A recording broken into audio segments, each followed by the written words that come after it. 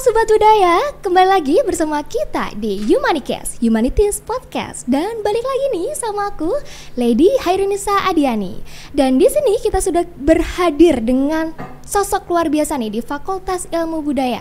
Siapa lagi kalau bukan Wakil Dekan 1 Fakultas Ilmu Budaya, Dr. Listiano Santoso, SSM Hum. Halo Pak Lis. Halo. Halo, apa kabar nih hari ini? Alhamdulillah baik, sehat dan harus selalu sehat. Oke, dan pastinya udah siap nih buat berbagi ilmu bareng teman-teman Sobat Budaya hari ini. Berbagi provokasi atau ilmu ini? Ilmu dong, Pak. Gitu ya. Ini suasana mulai panas dengan debat makin panas, Pak. Nah, dan di kesempatan kali ini kita mau membahas topik yang sangat menarik, teman-teman. Jadi kita akan membahas tentang akan seperti apa masa depan sastra. Pasti penasaran kan teman-teman Sobat Budaya tentang gimana sih masa depan sastra? Nah, BTW, topik ini juga terinspirasi dari postingan Pak Ali sendiri loh. Jadi Pak Listiano sempat memposting terkait topik tersebut. Nah, dan kita tim podcast juga ingin mengulik nih terkait masa depan sastra. Kalau dari Pak Ali sendiri, kira-kira apa nih alasan memposting tentang masa depan sastra nih? Sebenarnya ini kan saya biasanya kalau posting status itu waktu sangat tengah malam lah. Ketika saya sudah tidak ada pekerjaan lain kecuali pekerjaan nonton TikTok atau mencari inspirasi yang saya tuliskan. Bisa saya tuliskan di Facebook, bisa saya tuliskan juga jadi status WhatsApp. Kenapa saya tulis hal yang sifatnya seringkali agak provokatif, itu sebenarnya ingin mendapatkan feedback dari teman-teman yang suka baca status saya itu loh. Bagaimana feedback mereka terkait dengan sesuatu yang mungkin bisa menggelisahkan mereka, terutama teman-teman yang selama ini menjadi bagian dari sedang belajar di Fakultas Ilmu Budaya, terutama yang mengambil nggak harus minat sastra loh, tapi di Fakultas Ilmu Budaya pada umumnya itu loh. Karena ini dilatar belakangi dari akan seperti apa sih masa depan ilmu sastra, bukan sastranya saja sebenarnya, tapi ilmu sastra di masa depan itu. Karena ini menjadi suatu pertanyaan penting terutama bagi orang mahasiswa dan dosen yang terlibat dalam aktivitas keilmuan di dunia kesusastraan itu loh.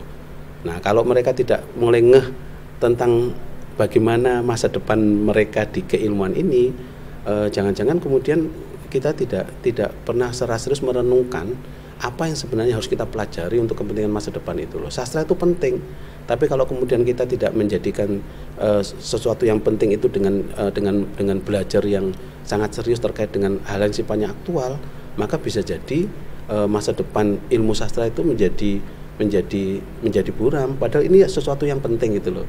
Nah, ini yang jadi kegelisahan saya karena kompetensi keilmuan sastra terkait dengan hal-hal yang terkait dengan dunia sastra itu bisa diambil alih oleh orang lain.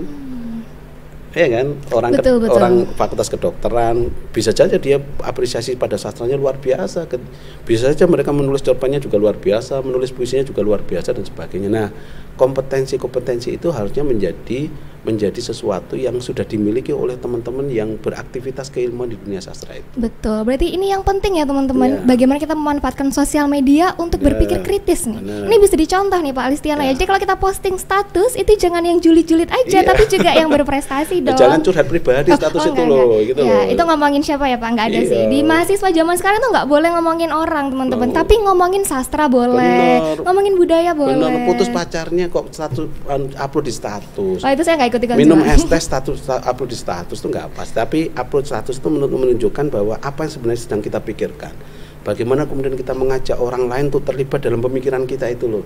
Sehingga ketika saya upload tentang bagaimana masa depan sastra, saya berharap ada respon kritis, respon positif dari teman-teman yang selama ini bergulat di dalam dunia kesusastraan. Karena orang yang bergulat di dunia kesusastraan tidak hanya orang yang ada di Fakultas Ilmu Budaya. Nah, nyambung banget nih Pak sama pertanyaan selanjutnya. Nah, saat ini kan mahasiswa Fakultas Ilmu Budaya itu selalu disandingkan atau distereotipkan sebagai anak sastra. Jadi orang-orang itu selalu berpikir kalau kita anak FIB itu pasti anak sastra. Lah itu kalau menurut Pak Lis, bener nggak sih kalau FIB itu selalu tentang sastra? Ya, core-nya kita di situ. Ya kan, core-nya kita di bahasa dan sastra, core-nya gitu loh. Sehingga teman-teman orang yang kuliah di Fakultas Ilmu Budaya harusnya memang tidak boleh jauh-jauh dari aktivitas kesusastraan itu menjadi core. Sehingga tidak boleh kemudian gara-gara kemudian kita memilih minat linguistik atau minat ilmu sejarah dan sebagainya, kemudian kita tidak sama sekali terlibat dalam perbincangan atau diskursus pada persoalan kesusastraan, karena itu menjadi sesuatu yang menjadi bagian dari keilmuan kita sebenarnya. Artinya apa? Sastra itu sebenarnya sudah banyak diapresiasi oleh orang yang di luar Fakultas Ilmu Budaya. Betul, non sastra ya justru. Sehingga kalau orang yang kalau ekosistem akademik di Fakultas Ilmu Budaya kemudian jauh dari aktivitas kesusastraan, misalnya apresiasi pada sastra dan sebagainya, maka siapa lagi yang kemudian menjadi apa namanya avant-garde, garda terdepan untuk membincangkan kesusastraan itu kalau bukan kita. Ini yang menjadi pesan. Sehingga makanya kenapa kemudian saya dulu pernah punya keinginan sebenarnya mahasiswa yang masuk di Fakultas Ilmu Budaya itu semester 1 tahun awal tuh harus diwajibkan membaca karya sastra dulu lah gitu loh. Untuk apa?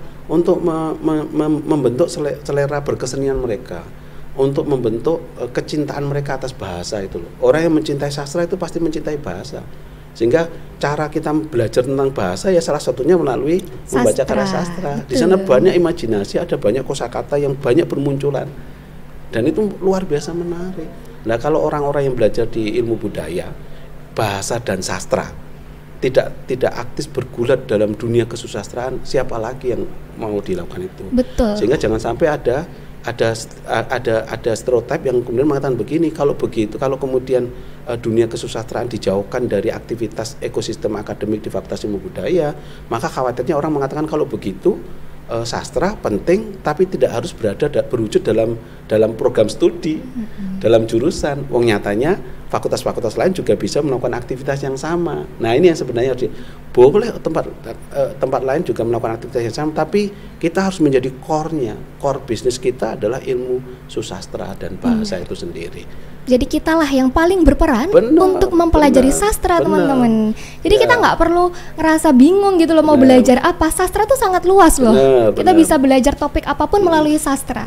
Ada buku, novel, puisi, cerpen dan lain sebagainya. Nah, dari buku-buku itu kita bisa belajar banyak hal. Ya, melalui membaca sastra itu kan sebenarnya kita membaca sastra itu kan representasi pada kehidupan sosial sebenarnya.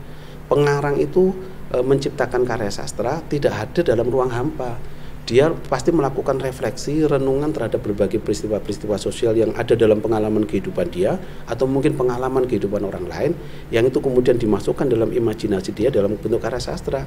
Sehingga kita membaca karya sastra itu sebenarnya sedang belajar tentang merenungkan tentang masa depan kehidupan itu sendiri sebenarnya itu.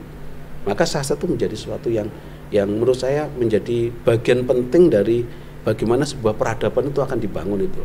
Bagian dari kehidupan manusia gitu ya. Peradaban tanpa karya sastra itu menjadi kering. Waduh. Ya kan, menjadi kering karena ini sastranya keluar nih menjadi kering teman-teman. Ya, kalau balan bahasanya Seno Gumira Aji Dharma itu kan selalu saya kutip itu loh.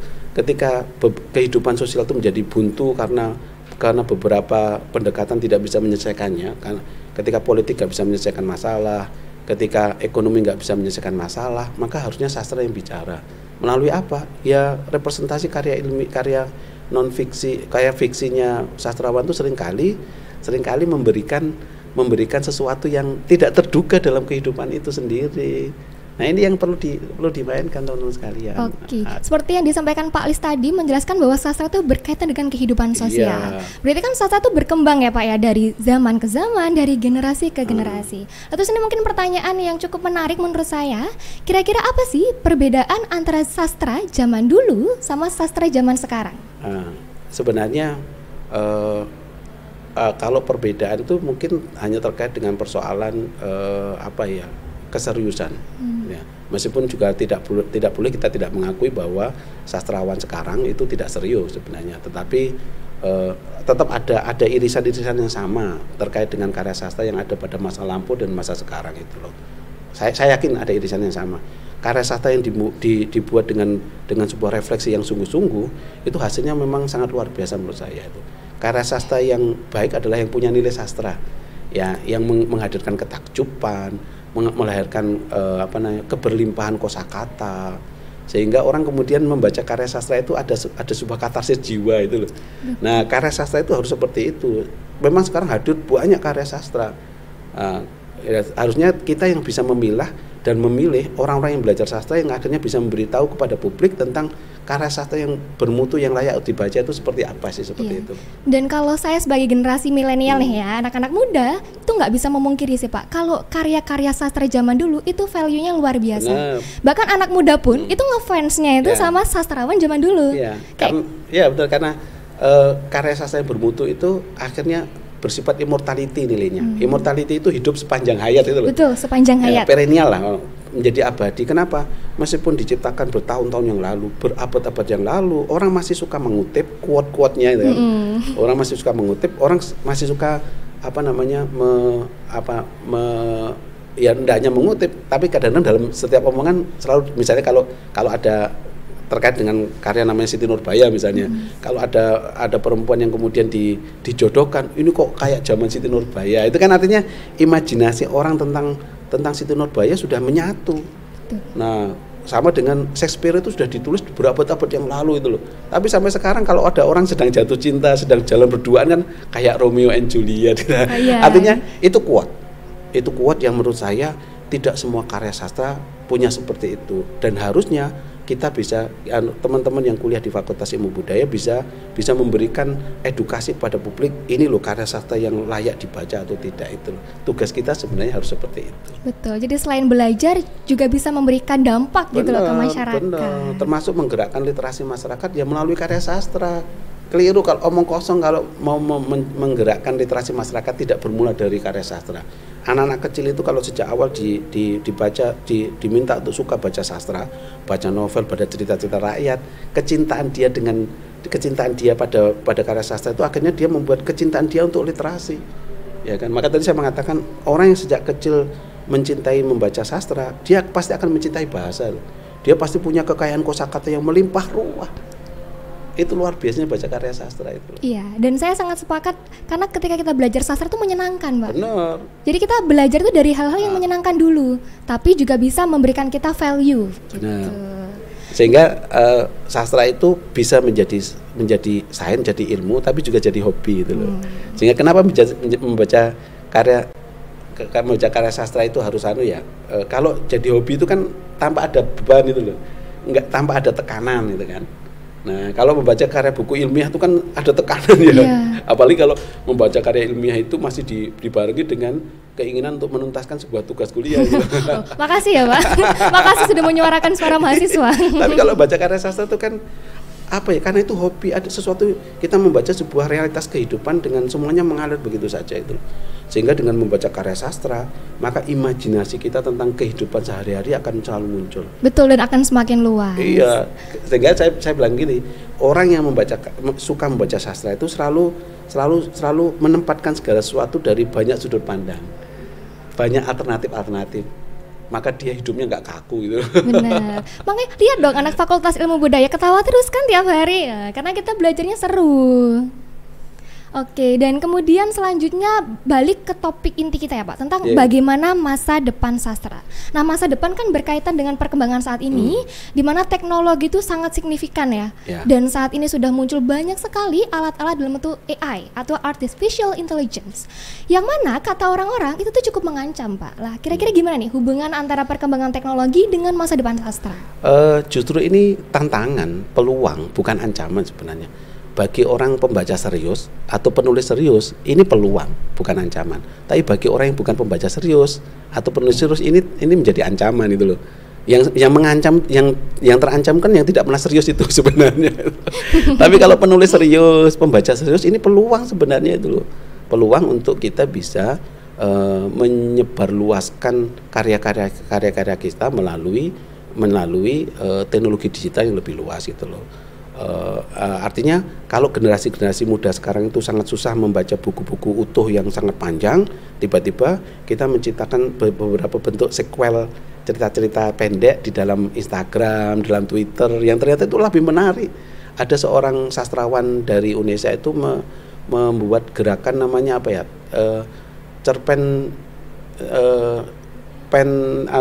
tiga kata atau apa itu loh. Yang itu disebarkan lewat Twitter, lewat Instagram, sehingga anak generasi muda sekarang, generasi milenial itu sangat suka membaca cerita-cerita pendek seperti itu yang kemudian bersambung, orang kemudian berharap dengan cerita sambungannya itu. Nah, maka penulis serius, sastrawan yang menulis sungguh-sungguh itu mas justru ini adalah tempat di mana kita bisa menyebarkan karya-karya kita melalui teknologi digital, sehingga kecerdasan buatan manusia itu tidak akan menggantikan kita, meskipun sebenarnya bagi orang yang tidak sungguh-sungguh bekerja, misalnya kalau disuruh anak mahasiswa disuruh membuat puisi misalnya, mereka cukup dengan mengetik di AI ya, tolong buatkan puisi tentang kerbau gitu kan, nanti bisa jadi akan lebih indah, tetapi tidak ada dengan jiwa. Betul. Itu loh. Tulisannya menarik tapi tidak ada dengan jiwa, padahal hadirnya jiwa dalam apresiasi sastra itu menjadi penting itu. Istilahnya gini, mesin bisa menulis puisi tapi tidak bisa memberi rasa pada puisimu. Mesin tidak bisa jatuh cinta pada kita. Takut banget Pak. Iya itu benar teman-teman. Jadi kayak kita bisa memanfaatkan teknologi tapi jangan kalah dengan teknologi. Jadi bagaimana kita bisa memanfaatkan teknologi gitu. Nah, tadi saya katakan yang serius belajar, kita punya media itu dengan kecerdasan dengan AI itu loh, artificial intelligence. Itu adalah sarana untuk semakin menguatkan kemampuan kita dalam mengapresiasi sastra. Itu sebagai referensi, sebagai alat atau media, bukan kita kemudian tergantung dengan itu sebenarnya. Nah, makanya menurut saya keseriusan kita menjadi pembaca sastra itu menjadi penting. Yang kedua adalah teman-teman yang selama ini merasa bahwa menulis sastra itu ternyata menjadi salah satu bagian aktivitas dia, jadi hobi dia. Justru media ini adalah sarana paling penting untuk menyebarkan karya-karya kita melalui media massa. Kalau kita mengirim ke media-media yang sudah mapan kan ada seleksi ya. Iya, kalau media seleksi konvensional itu kan ada seleksi dan belum tentu dimuat gitu. Tapi kalau di sini kan langsung dimuat tanpa ada seleksi itu loh. Justru kalau kita mau menyebarkan ide gagasan kita yang penting, yang genuine, disitulah tempatnya. Ada banyak sastrawan atau kemudian penulis-penulis itu kemudian muncul bermula dari sosial media itu loh. Cuma saya nggak hafal nama-namanya itu, tapi banyak banget Pak. Kan? Apalagi anak muda itu ngikutin banget, pasti ada ini. Yang quotes-nya tuh kita kutip di IG masing-masing gitu. Jadi sekarang nggak cuma Shakespeare tapi juga ada Fiersa Besari, ada Sana dan lain sebagainya. Jadi buat anak-anak Fakultas Ilmu Budaya, yuk kita nulis tentang sastra biar kita bisa terkenal melalui karya. Sebarkan ide gagasan melalui bahasa-bahasa yang menarik, yang genuine. Karena kekuatan kita adalah di bahasa. Kita belajar bahasa. Kalau kita belajar bahasa tidak kemudian menjadikan bahasa sebagai sarana yang utama untuk menyampaikan gagasan ide yang genuine itu, maka kompetensi kita bisa diambil oleh orang yang non sastra. Itu sebagai peringatan saya, sehingga masa depan sastra menjadi abu-abu kalau kita kemudian yang seharusnya menjadi yang kompeten di bidangnya malah justru tidak menseriusi kompetensi itu, yang itu bisa diambil alih oleh orang lain. Ingat loh, sebentar ya. Kita memang tidak mendidik menjadi sastrawan dan sebagainya. Nah, tetapi kalau kemudian aktivitas kesusastraan itu tidak kita dekatkan dengan aktivitas akademik kita, maka bisa jadi kemudian aktivitas itu diambil alih oleh orang lain. Sekarang ada banyak dokter yang juga penulis, ya kan, penulis sastra. Banyak orang yang politik juga nulis sastra, psikolog yang nulis sastra dan sebagainya. Nah, kalau kemudian itu tidak tidak kita jadikan sebagai tantangan, maka bisa jadi masa depan sastra itu akan diambil oleh orang lain. Bahwa sastra itu penting tidak harus berwujud di dalam program studi gitu loh. Khawatirnya seperti itu loh.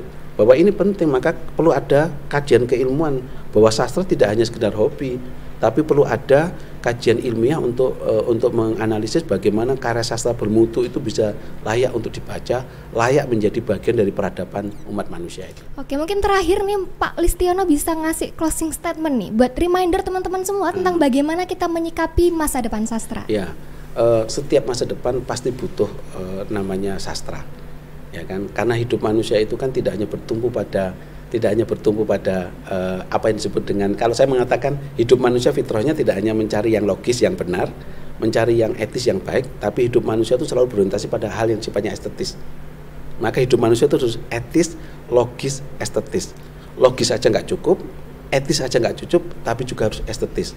Satu saja yang hilang, maka hidup manusia kita tidak sempurna. Maka estetis, selera keindahan itu menjadi bagian penting bagaimana dunia sastra harus menjadi bagian untuk menghiasi peradaban supaya peradaban itu menjadi indah. Sastra luar biasa. Masa depan itu. Logis, etis, estetis, diingat teman-teman semua. Oke, terima kasih banyak Pak Listiono atas waktunya di pagi hari ini. Semoga terus menginspirasi dan menghasilkan karya-karya sastra luar biasa lainnya. Dan buat teman-teman Sobat Budaya, terima kasih banyak nih udah nonton podcast hari ini. Jangan lupa untuk like, comment, and share video ini. Dan seperti biasanya, jangan lupa pantengin YouTube-nya FIB UNER di setiap hari Selasa, karena kita akan upload video-video menarik tiap 2 minggu sekali. Sekali lagi terima kasih buat Sobat Budaya yang udah nonton. Jangan lupa untuk selalu berkarya lewat sastra. Terakhir yuk kita jargon Fakultas Ilmu Budaya, Viva Ilmu Budaya.